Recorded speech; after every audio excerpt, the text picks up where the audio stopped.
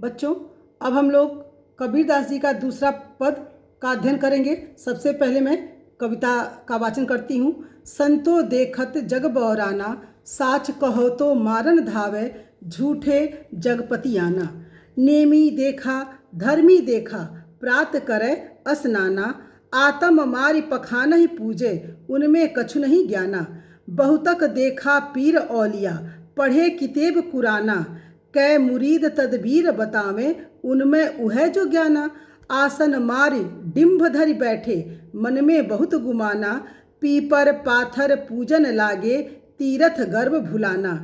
टोपी पहिरे माला पहिरे, छाप तिलक अनुमाना, साखी शब्द ही गावत भूले, आत्म खबर ही न जाना।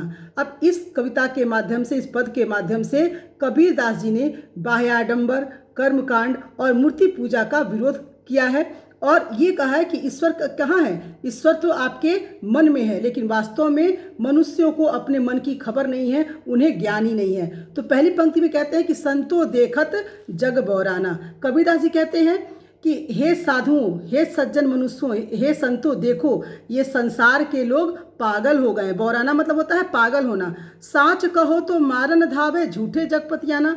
कबीरदास जी दूसरी पंक्ति में कहते हैं कि यदि मैं इस संसार के लोगों को सच्ची बात बताता हूँ तो ये मुझे मारने के लिए दौड़ते हैं और झूठी बातों पर इस संसार के लोग विश्वास करते हैं। अगर इन्हें मैं यह बताता हूँ कि धार्मिक आडंबरों से प्रभु की प्राप्ति नहीं हो सकती तो वे इस बात पर विश्वास नहीं करते और सदैव आडंबरों से प्रभु को प्राप्त करना चाहते हैं। तीसरी पंक्ति कहते हैं नेमी देखा धर्मी देखा, प्रात करे स्नाना। इस पंक्ति के माध्यम से कबीरदास जी कहते हैं कि मैंने बहुत से धर्म के नियमों का पालन करने वाले देखे हैं जो सुबह सुबह उठ करके स्नान करते हैं। आतम मारि पखानहि पूजे, उनमें कछु नहीं ज्ञाना। चौथी पंक्ति से कहते हैं कि वे आत्म तत्व को, यानी अपने अंदर जो उनके भगवान है, जो मन में आत्मा जो मन की आत्मा में जो परमात्मा निवास करता है, वे उस आत्म तत्व को छोड़ करके क्या करते हैं, मूर्ति की पूजा करते हैं। वास्तव में ऐसे लोगों में कोई ज्ञान ही नहीं है, अर्थात ऐसे लोग अज्ञानी हैं जो अपने आत्मा को न पहचान करके मूर्ति की पूजा करते हैं। अगली पंक्ति है बहुतक देखा पीर औलिया, पढ़े कितेब कुराना। कबीरदास जी कहते हैं इन पंक्ति के माध्यम से कि मैंने बहुत से पीर पैगंबर देखे हैं जो कुरान और धार्मिक ग्रंथों का अध्ययन करते हैं। फिर आगे कहते हैं कै मुरीद तदबीर बतावें, उनमें उह जो ज्ञाना। मुरीद मतलब होता है शिष्य।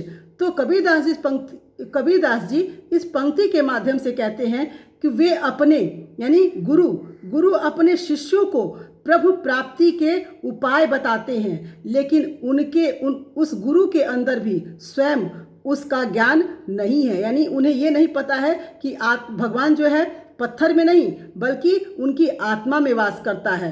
फिर आगे कहते हैं आसन मारि डिंभ धरि बैठे, मन में बहुत गुमाना।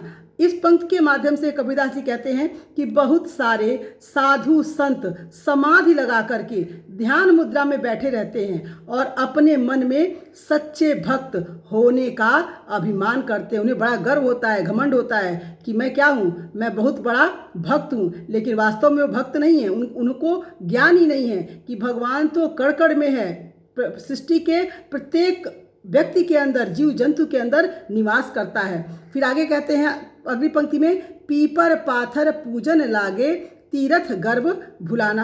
अब इस पंक्ति के माध्यम से कबीरदास जी कहते हैं कि कुछ तो साधु संत सन्यासी ऐसे हैं कि वो पीपल के पेड़ या पत्थरों की पूजा करते हैं या तीर्थ यात्रा करते हैं और अपने आप को गौरवान्वित महसूस करते हैं कि मैंने तो तीर्थ यात्रा किया है और हमसे बड़ा इस संसार में कोई है ही नहीं। क्योंकि इन सभी आडंबरों से, देखो आप जितना भी बाह्य आडंबर करते हो, कर्मकांड करते हो, इस सब से प्रभु की प्राप्ति नहीं हो सकती है। प्रभु की प्राप्ति तो सिर्फ अच्छे कर्मों से होती है और दूसरों की मदद करने से होती है। अब आगे कहते हैं टोपी पहिरे माला पहिरे, छाप तिलक अनुमाना। कबीरदास जी कहते हैं कुछ लोग तो ऐसे भी हैं, साधु संत सन्यासी ऐसे भी हैं जो दिखावा करते हैं जो बाह्याडंबर करते हैं, कर्मकांड करते हैं, तो उनके लिए कहते हैं कुछ टोपी पहनते हैं, माला पहनते हैं तथा मस्तक पर विभिन्न प्रकार के तिलक को लगाते हैं। साखी सबदहि गावत भूले, आत्म खबरी न जाना। इस पंक्ति के माध्यम से कबीरदास जी कहते हैं कि कुछ लोग तो ऐसे भी हैं जो साखी और शब्दों को गाते हैं, यह भी उनकी भूल है, क्योंकि उन्हें अपनी आत्मा की खबर ही नहीं है कि प्रभु तो आत्मा में ही निवास करता है।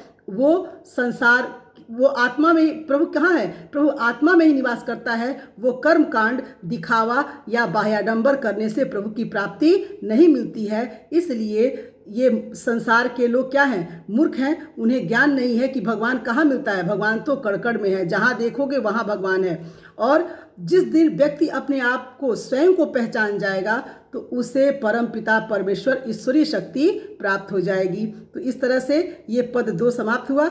फिर अगला पद हम लोग पढ़ेंगे अगले वीडियो में।